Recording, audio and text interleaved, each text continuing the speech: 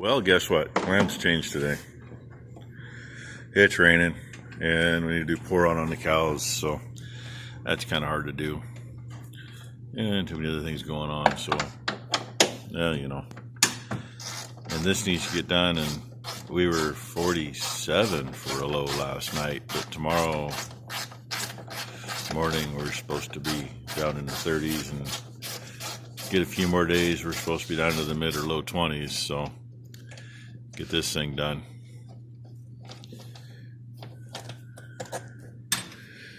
The radiators got oil coolers at both ends. We only need the one, so it shouldn't be an issue. Trying to measure before we got it out, and some measurements are not exact, but they give you plenty of room here. It's just a matter of making sure the pins at the bottom go in the right spot, and we go from there. So we should know here in a little bit if it's gonna fit or not. If it don't, I guess we try another plan. Brand new. And look at that. That's how it came. Kind of looks like they bumped it when they were stuffing around it. But, yeah, we'll get her in, go from there. Look, it's out. New and laying here, grommeter in it. A couple measurements are a little bit different, but the ones that count are the same. The distance between this point and the same point on the other side and this from the same point on the other side is like 5/8 of an inch different than the other one. It's narrower, but this also fits in a slot. The mounting pins at the bottom are on the money. The actual radiator section, the core, is the same size. So we're going to go from there. Looks good enough. It's just about ready to set in. Another real quickie here. If you look on YouTube and you find how anybody drains water out, you pull the lower hose off. Here's why. They got this nice boss here, place to put a hose for draining. We did not take anything out of that. It's a blank. It's made to do it, but they didn't do it. Keep in mind, that is factory. This vehicle has been in the family since it was brand new. Now, I don't know if this one's made in China or where it was made. I haven't seen that yet. But look at what it's got. It actually has a drain. You believe that? Okay. More to come. Oh yeah, now that it's turned over, you can see the other spot where they buggered it going in, but that ain't much. And while it was out, we went ahead and blew the condenser out, which really, we got absolutely nothing out of it. I mean, a little tiny bit of dust was it. So, obviously, this thing's been good enough, especially with where it's been, to not plug the radiator and the condenser. Yep, you're right. Ron's the only one that works. I just stand here with the camera. The air box over there was no longer in the nubbins anymore, so we just fixed that while it was easier to get to. Radiator is in. Lower hose is on. He just got the lower cooler line hooked up. He's just trying to figure out what he's after. We kind of loop things around to hold them out of the way. I think that one has to go up and over everything. Yeah, it does. This one goes. Yeah, so that one goes up and over everything. Put the fan in before we put. Yeah, that goes over the top of the air intake, I believe. So yeah, we're just about to put the fan back in. I got to looking at the old radiator. It had a little CP going down in the bottom corner. There's a little. Yeah, you can almost. Yeah, you can see it. See the wet spot on the frame. It's like, no, that ain't oil. That's the side the oil cooler's on. And we just put plastic caps in cooler on this side. Apparently that's the way they all come now, is with the cooler. watched a short video, and the guy says, "Yep, I ordered it with just the transmission cooler and comes with both coolers." And apparently his came from China, and he says apparently that's the only way China makes them, which is fine. We just put the covers in there just to keep crap from getting inside there. You know, no sense in making a mess. But there it is. We'll see what happens. Good. We're back to doing this. Hose is flat, and literally that's only, I don't know, 15 seconds and we're that far. Found a little boo-boo they did when they replaced the motor. This wiring harness goes up and splits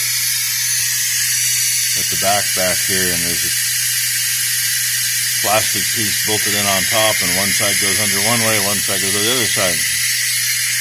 Yeah, just had a hard time getting this on and off because this side wasn't down in the groove where it belonged. So, took care of that. If anybody has trouble with that, check that. See if those things are going where they belong. We're going to let her suck down and put some stuff in it and see what happens. And it's really all the way sucked down pretty much as far as it's going to go. 26 inches of mercury already in literally a minute and 10 seconds. I don't want to know what we forgot. Yeah, this is what we forget. When we had this apart, when we dumped the water, we just popped the thermostat housing outside and let it dump the water. I got both of them in. And I was going to put pop rivets in the extra holes that were in that thermostat that I put in it to keep it from freaking overheating. So guess what happened as soon as we got it full? I realized, oh shit. So yes, we had an oh shit moment. Luckily this one actually has a drain down there that works, but the problem is by the time you get it out far enough that it will let the water drain out, it's out of the threads and it leaks out. So got a hose on it, ended up taking the plug clear out and using my finger to cover the hole so it would go out the hose. So we didn't make too big of a mess, but we did a little. Shouldn't be enough to be an issue. And now the thermostat is back to more or less new again. And we're gonna vacuum her down and do her again. Yay! Oh, did I say yay? I meant beep! Well, I took it down, hosed stuff off of it. By the time I actually left the farm, it was up to the line above 160, which near as I can tell is around 180, 190. And now she just went up to 210 again. When I got to the top of the hill up there, finally got to 210. Coming down around the other direction, it got back down halfway between the 180 and the 210. And it stayed between the two so far.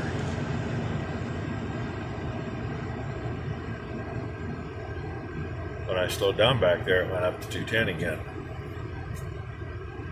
So, makes me wonder still, but we'll find out when I get in the driveway. See what it does. Because, you know, I run around the loop I ran total about 8-9 miles. And she's holding right on 210 right now, and we're cruising at 1,500 RPMs.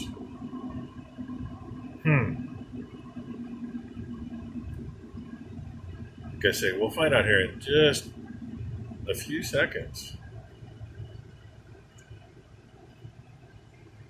Because around the corner, get my hand in your way. It has not been over 210 yet.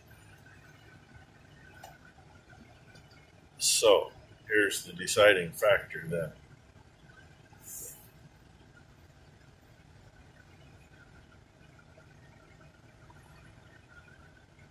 I have the AC on, trying to heat it up some more. It's 49 degrees out. 60 in here is feeling chilly. And that hasn't moved yet. So, granted, this is just a test. This doesn't have the damn thing done. Oh, it just went just a little above 210. Yeah. And my pickup's parked where I was going to put this. That's okay. I got other place I can put it. See how high it gets.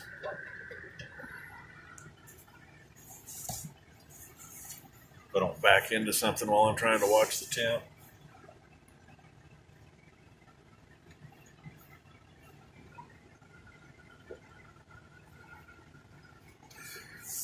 Okay, granted, it's a cooler day,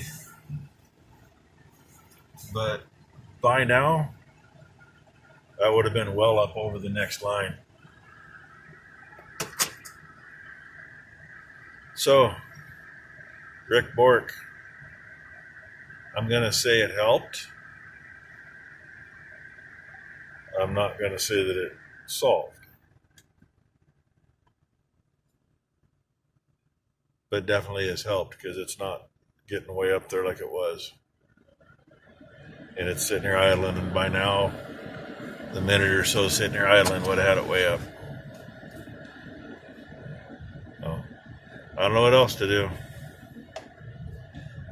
Thanks for watching, everybody.